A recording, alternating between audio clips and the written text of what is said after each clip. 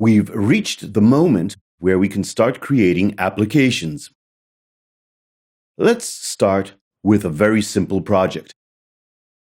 Hello Android, which will show us the way Android Studio works and what the project structure is. For this purpose, we'll create an empty application where we'll have a single activity so that it's easy to manage.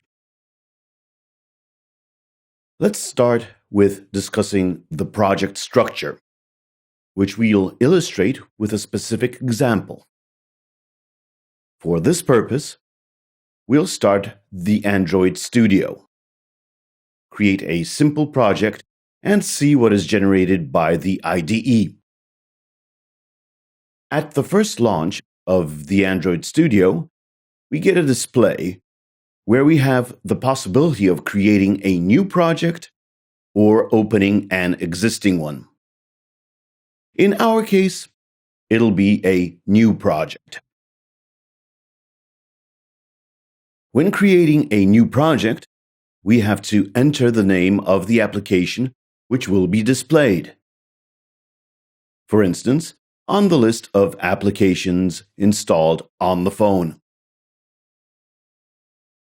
A more important thing is the domain name, or more specifically, the entire package which will represent our application.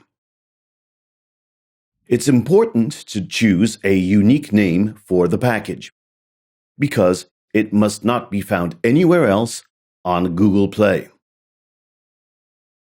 An application with an identical package as an application that already exists cannot be added to Google Play.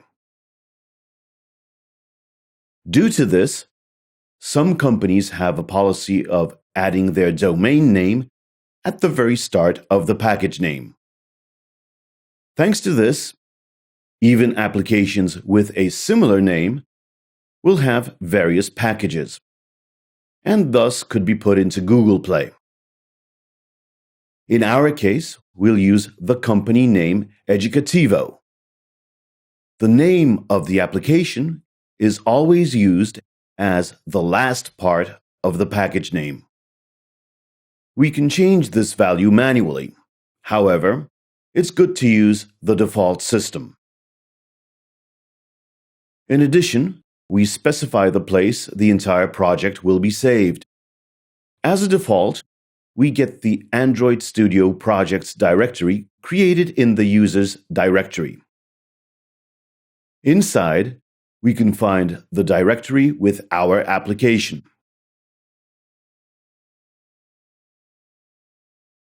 In the next very important step, we determine the version from which we'll support our application. Moreover, we can specify the devices supported by our application. Here we have the basic Android version that handles phones and tablets. Additionally, we may install Android TV support. We may also choose to support Android Wear. In our case, it's already installed, but we won't use it. Google Glass can be supported as well. The default version for phones and tablets is Android version 4.03, that is API 15. It's no good to use lower versions unless there's a reason to do so. If we know that we have a large user base with devices below version 15, we can lower the supported version. Currently, about 90% of the users use Android 4.0.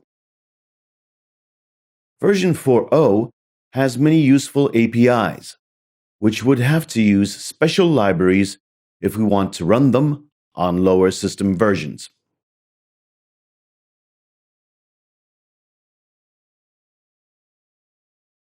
The next stop is adding an activity. In this case, we have various possibilities.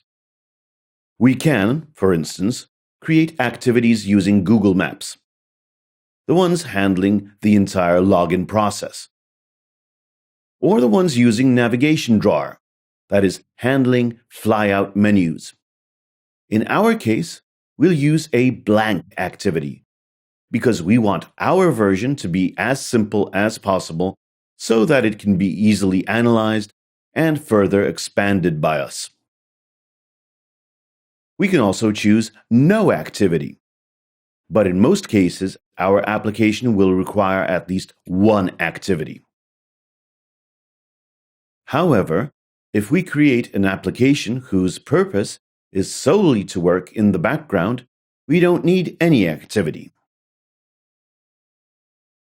In the next step, we'll need to provide two things. The first one is the name of the class, which will include our activity. As a default, we have myActivity generated. In our case, it will be Hello Activity.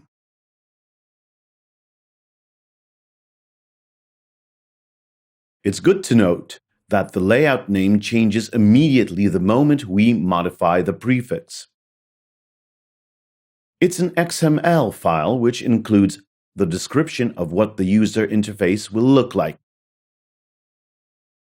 Due to a certain naming convention which is worth following, the moment the Hello Activity is created, the activity_hello layout is created as well. Additionally, we can set the title, that is, the name which will be displayed on the top of our activity.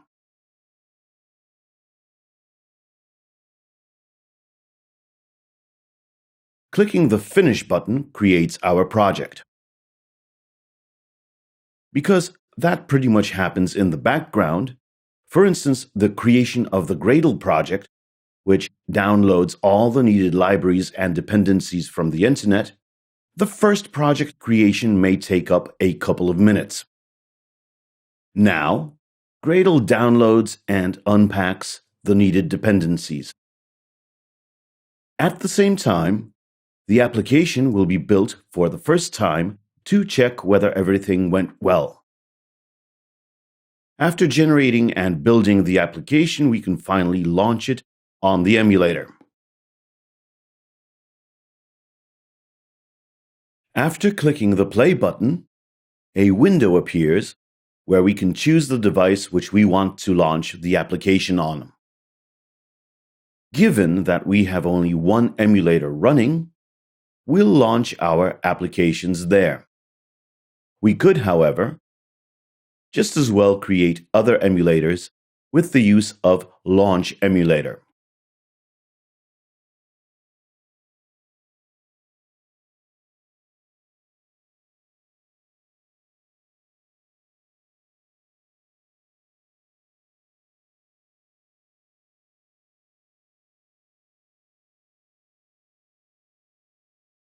After starting the emulator, we see our application.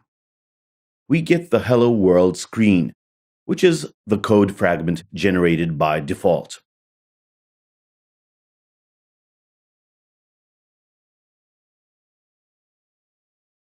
We can also start our application by pressing the icon from the launcher.